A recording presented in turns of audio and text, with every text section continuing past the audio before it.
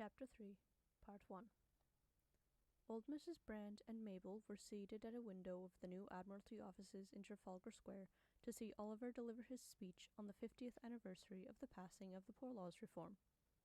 It was an inspiriting sight this bright June morning to see the crowds gathering around Braithwaite's statue.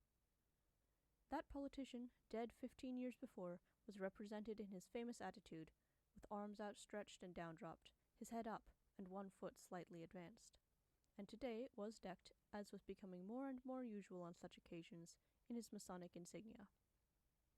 It was he who had given immense impetus to that secret movement by his declaration in the House that the key of future progress and brotherhood of nations was in the hands of the order. It was through this alone that the false unity of the Church with its fantastic spiritual fraternity could be counteracted. St. Paul had been right, he declared, in his desire to break down the partition walls between nations, and wrong only in his exaltation of Jesus Christ. Thus he had preluded his speech on the poor law question, pointing to the true charity that existed among Masons apart from religious motive, and appealing to the famous benefactions on the continent. And in the enthusiasm of the bill's success, the order had received a great accession of members. Old Mrs. Brand was in her best today, and looked out with considerable excitement at the huge throng gathered to hear her son speak.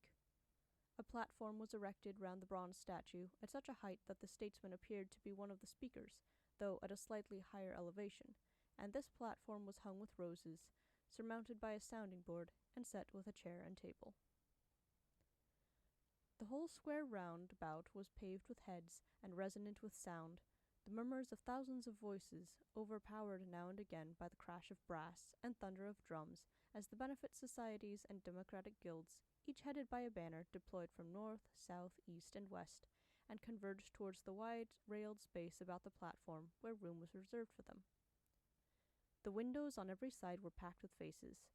Tall stands were erected along the front of the National Gallery and St. Martin's Church, garden beds of colour behind the mute, white statues that faced outwards round the square, from Braithwaite in front, past the Victorians, John Davidson, John Burns, and the rest, round to Hampton and de Montfort towards the north. The old column was gone, with its lions. Nelson had not been found advantageous to the Entente Cordiale, nor the lions to the new art, and in their place stretched a wide pavement broken by slopes of steps that led up to the National Gallery. Overhead, the roofs showed crowded friezes of heads against the blue summer sky. Not less than 100,000 persons, it was estimated in the evening papers, were collected within sight and sound of the platform by noon. As the clocks began to tell the hour, two figures appeared from behind the statue and came forward, and in an instant the murmurs of talk rose into cheering.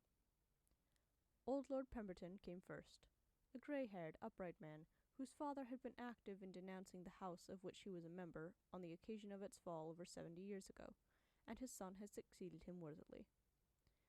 This man was now a member of the government and sat for Manchester, and it was he who was to be chairman on this auspicious occasion. Behind him came Oliver, bareheaded and spruce, and even at that distance his mother and wife could see his brisk movement, his sudden smile and nod as his name emerged from the storm of sound that surged round the platform. Lord Pemberton came forward, lifted his hand and made a signal, and in a moment the thin cheering died under the sudden roll of drums beneath that preluded the Masonic hymn. There was no doubt that these Londoners could sing. It was as if a giant voice hummed the sonorous melody, rising to enthusiasm till the music of massed bands followed it as a flag follows a flagstick. The hymn was one composed 10 years before, and all England was familiar with it. Old Mrs. Brand lifted the printed paper mechanically to her eyes, and saw the words that she knew so well. "The Lord that dwells in earth and sea." She glanced down the verses that, from the humanitarian point of view, had been composed with both skill and ardour. They had a religious ring. The unintelligent Christian could sing them without a qualm. Yet their sense was plain enough. The old human creed that man was all. Even Christ's words themselves were quoted. The kingdom of God, it was said, lay within the human heart, and the greatest of all graces was charity. She glanced at Mabel, and saw that the girl was singing with all her might, with her eyes fixed on her husband's dark figure 100 yards away, and her soul pouring through them. So the mother, too, began to move her lips in chorus with that vast volume of sound. As the hymn died away, and before the cheering could begin again, Old Lord Pemberton was standing forward on the edge of the platform, and his thin, metallic voice piped a sentence or two across the tinkling splash of the fountains behind him. Then he stepped back, and Oliver came forward. It was too far for the two to hear what was said, but Mabel slipped a paper, smiling tremulously, into the old lady's hand, and herself bent forward to listen. Old Mrs. Brand looked at that too, knowing that it was an analysis of her son's speech, and aware that she would not be able to hear his words. There was an exordium first, congratulating all who were present to do honor to the great man who presided from his pedestal on the occasion of this great anniversary. Then there came a retrospect, comparing the old state of England with the present. 50 years ago, the speaker said, poverty was still a disgrace. Now it was so no longer. It was in the causes that led to poverty that the disgrace or the merit lay. Who would not honor a man worn out in the service of his country, or overcome at last by circumstances against which his efforts could not prevail? He enumerated the reforms passed 50 years before on this very day, by which the nation once and for all declared the glory of poverty and man's sympathy with the unfortunate. So he had told them he was to sing the praise of patient poverty and its reward, and that, he supposed, together with a few periods on the reform of the prison laws, would form the first half of his speech. The second part was to be a panegyric of Braithwaite, treating him as the precursor of a movement that even now had begun. Old Mrs. Brand leaned back in her seat and looked about her. The window where they sat had been reserved for them. 2 armchairs filled the space, but immediately behind there were others, standing very silent now, craning forward, watching, too, with parted lips. A couple of women with an old man directly behind, and other faces visible again behind them. Their obvious absorption made the old lady a little ashamed of her distraction, and she turned resolutely once more to the square. Ah, he was working up now to his panegyric. The tiny dark figure was back, a yard nearer the statue, and as she looked, his hand went up, and he wheeled, pointing, as a murmur of applause drowned for an instant the minute, resonant voice. Then again he was forward, half crouching, for he was a born actor, and a storm of laughter rippled round the throng of heads. She heard an indrawn hiss behind her chair, and the next instant an exclamation from Mabel. What was that? There was a sharp crack, and the tiny, gesticulating figure staggered back a step. The old man at the table was up in a moment, and simultaneously a violent commotion bubbled and heaved like water about a rock at a point in the crowd immediately outside the railed space where the bands were massed, and directly opposite the front of the platform. Mrs. Brand, bewildered and dazed, found herself standing up, clutching the window rail, while the girl gripped her, crying out something she could not understand. A great roaring filled the square, the heads tossed this way and that, like corn under a squall of wind. Then Oliver was forward again, pointing and crying out, for she could see his gestures.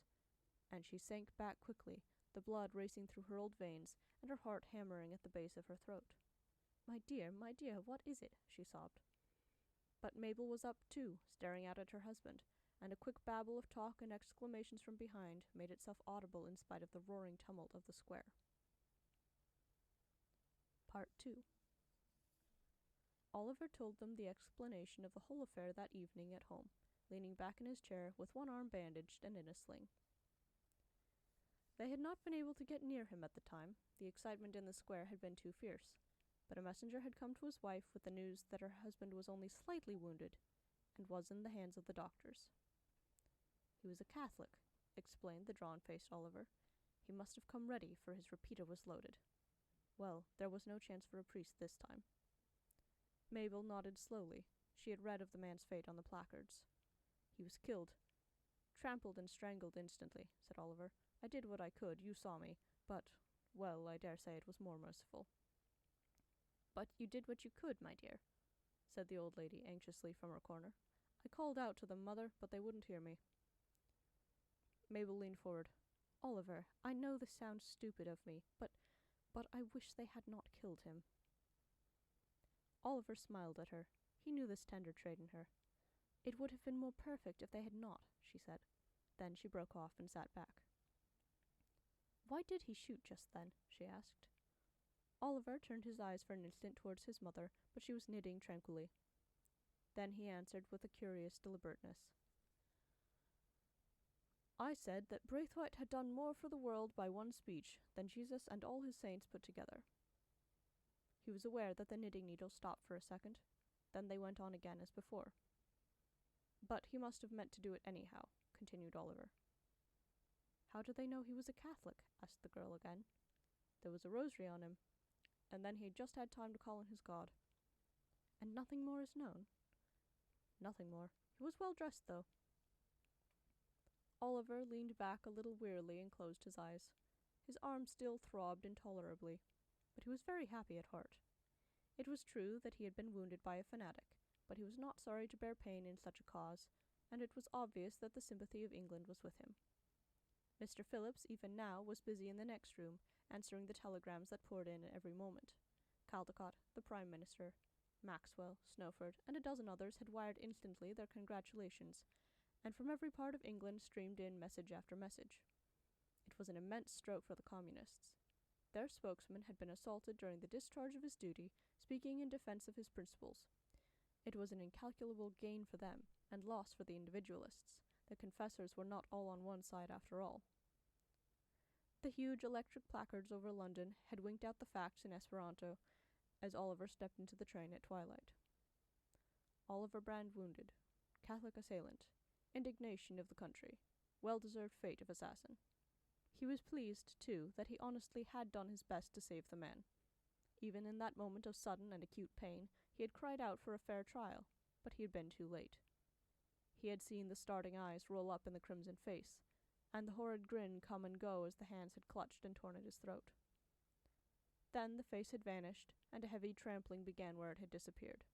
Oh, there was some passion and loyalty left in England.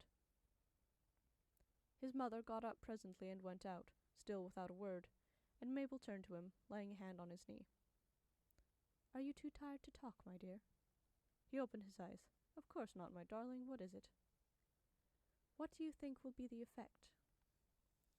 He raised himself a little, looking out, as usual, through the darkening windows on to that astonishing view. Everywhere now lights were glowing, a sea of mellow moons just above the houses, and above, the mysterious heavy blue of a summer evening. "The effect?" he said. "It can be nothing but good. It was time that something happened. My dear, I feel very downcast sometimes, as you know. Well, I do not think I shall be again. I have been afraid sometimes that we were losing all our spirit, and that the old Tories were partly right when they prophesied what communism would do. But after this... Well? Well, we have shown that we can shed our blood too. It is in the nick of time, too, just at the crisis. I don't want to exaggerate. It is only a scratch. But it was so deliberate and so dramatic. The poor devil could not have chosen a worse moment. People won't forget it." Mabel's eyes shone with pleasure. "You poor dear," she said. "Are you in pain?" "Not much. Besides, Christ, what do I care? If only this infernal Eastern affair would end." He knew he was feverish and irritable, and made a great effort to drive it down. "Oh, my dear," he went on, flushed a little, "if they would not be such heavy fools. They don't understand. They don't understand." "Yes, Oliver." "They don't understand what a glorious thing it all is. Humanity, life, truth at last, and the death of folly. But haven't I told them 100 times? She looked at him with kindling eyes. She loved to see him like this, his confident, flushed face, the enthusiasm in his blue eyes, and the knowledge of his pain pricked her feelings with passion. She bent forward and kissed him suddenly. "My dear, I am so proud of you. Oh, Oliver."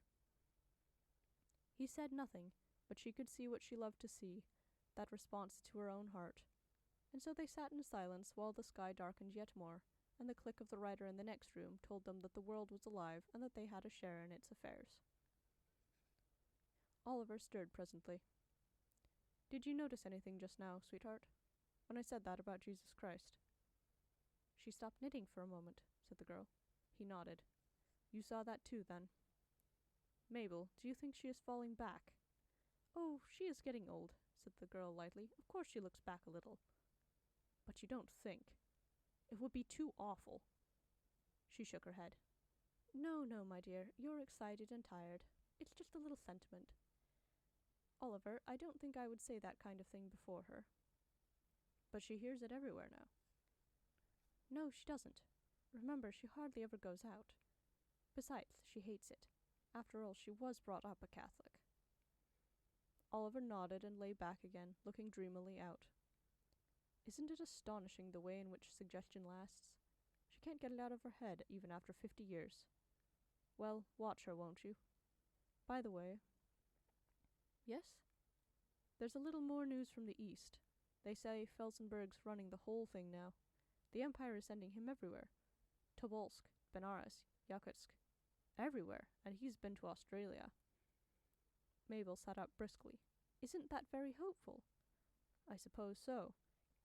There's no doubt that the Sufis are winning, but for how long is another question. Besides, the troops don't disperse. And Europe? Europe is arming as fast as possible.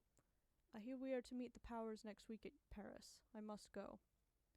Your arm, my dear? My arm must get well. It will have to go with me anyhow. Tell me some more. There is no more, but it is just as certain as it can be that this is the crisis. If the East can be persuaded to hold its hand now, it will never be likely to raise it again. It will mean free trade all over the world, I suppose, and all that kind of thing. But if not, well? If not, there will be a catastrophe such as never has been even imagined. The whole human race will be at war, and either East or West will be simply wiped out. These new Benson explosives will make certain of that. But is it absolutely certain that the East has got them? Absolutely.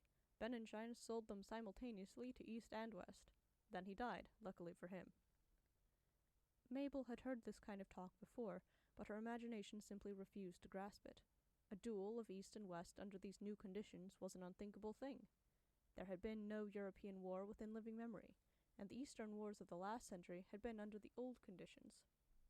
Now, if tales were true, entire towns would be destroyed with a single shell. The new conditions were unimaginable. Military experts prophesied extravagantly, contradicting one another on vital points. The whole procedure of war was a matter of theory.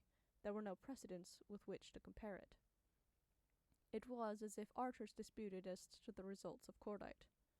Only one thing was certain, that the East had every modern engine, and, as regards male population, half as much again as the rest of the world put together. And the conclusion to be drawn from these premises was not reassuring to England. But imagination simply refused to speak. The daily papers had a short, careful, leading article every day, founded upon the scraps of news that stole out from the conferences on the other side of the world. Felsenburgh's name appeared more frequently than ever. Otherwise, there seemed to be a kind of hush. Nothing suffered very much. Trade went on. European stocks were not appreciably lower than usual. Men still built houses, married wives, begat sons and daughters, did their business, and went to the theatre, for the mere reason that there was no good in anything else. They could neither save nor precipitate the situation. It was on too large a scale. Occasionally people went mad. People who had succeeded in goading their imagination to a height whence a glimpse of reality could be obtained, and there was a diffused atmosphere of tenseness. But that was all. Not many speeches were made on the subject. It had been found inadvisable. After all, there was nothing to do but wait. Part 3. Mabel remembered her husband's advice to watch, and for a few days did her best. But there was nothing that alarmed her. The old lady was a little quiet, perhaps, but went about her minute affairs as usual.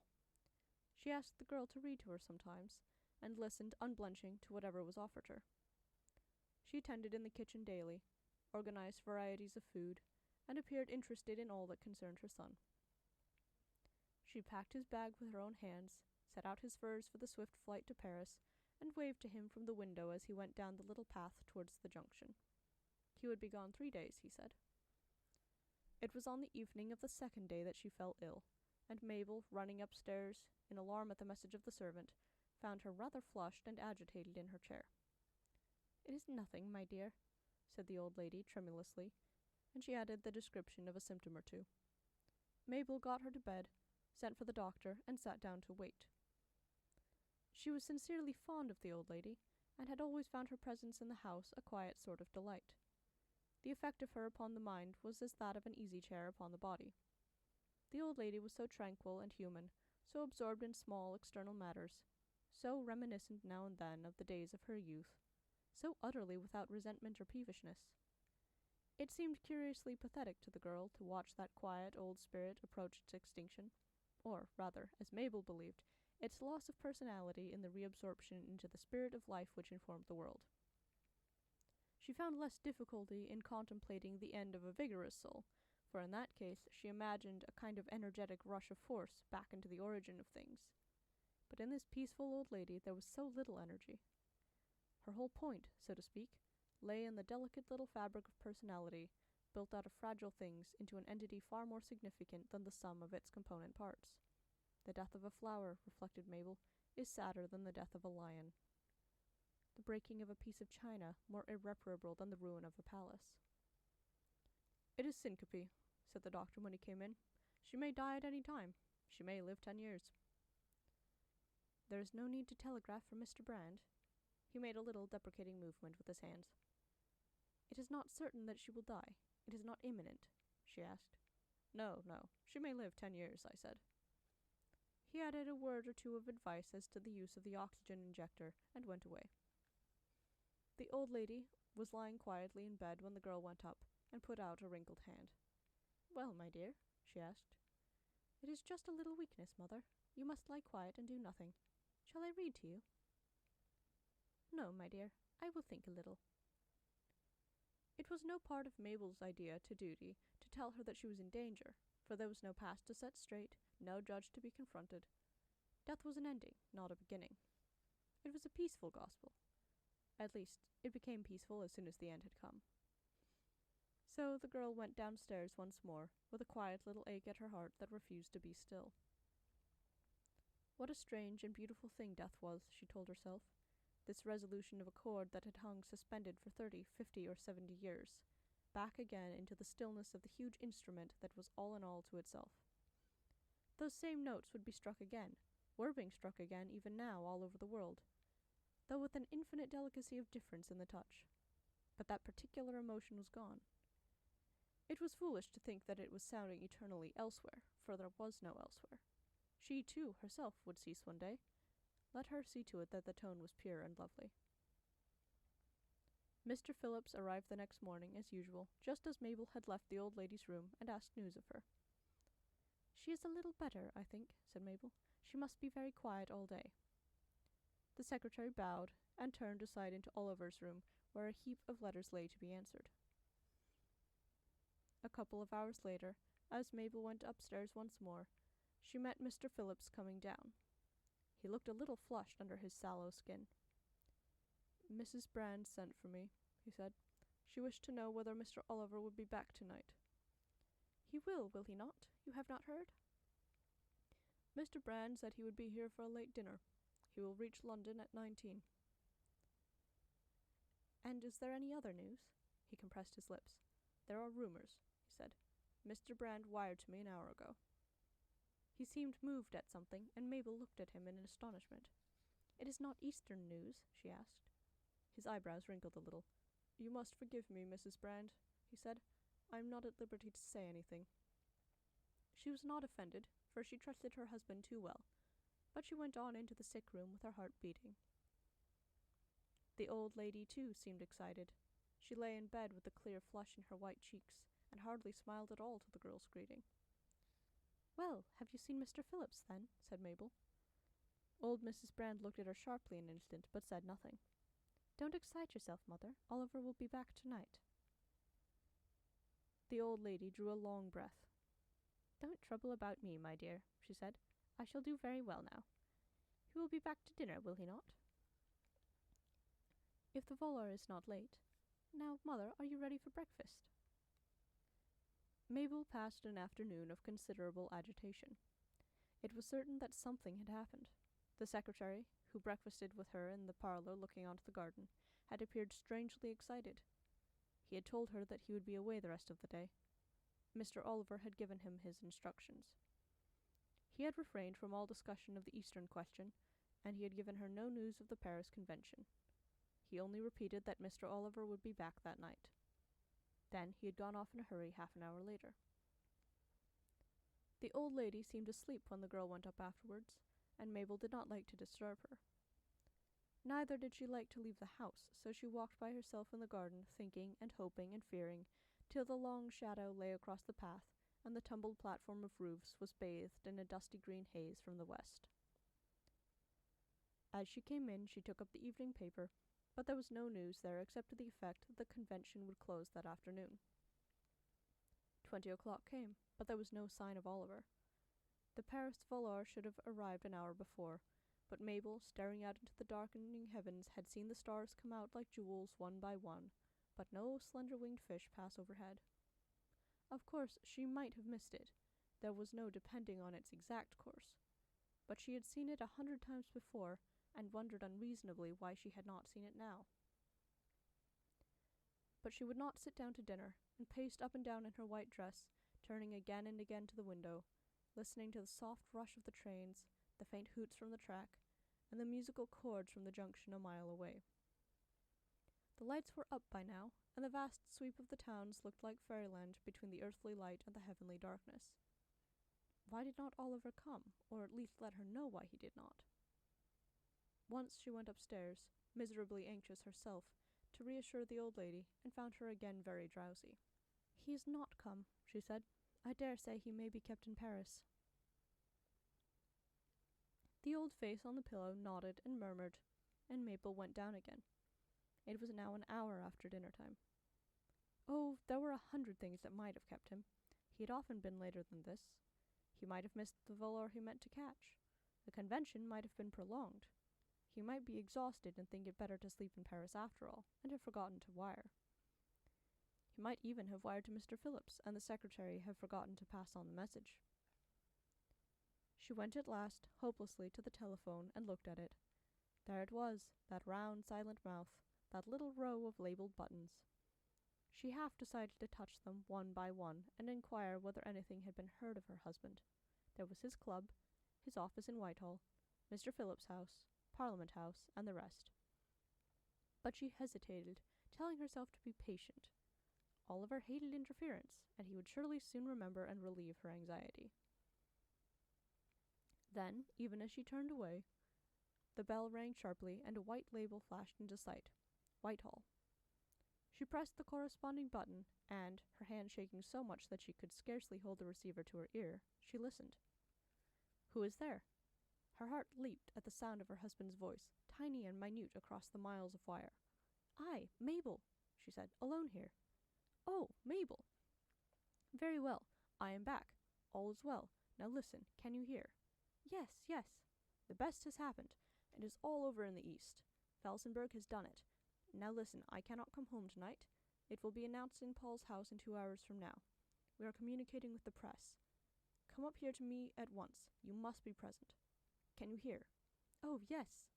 "Come then, at once. It will be the greatest thing in history. Tell no one. Come before the rush begins. In half an hour the way will be stopped." "Oliver." "Yes, quick." "Mother is ill. Shall I leave her?" "How ill?" "Oh, no immediate danger. The doctor has seen her." There was silence for a moment. "Yes, come then. We will go back tonight anyhow then. Tell her we shall be late." "Very well." "Yes, you must come. Felsenburgh will be there."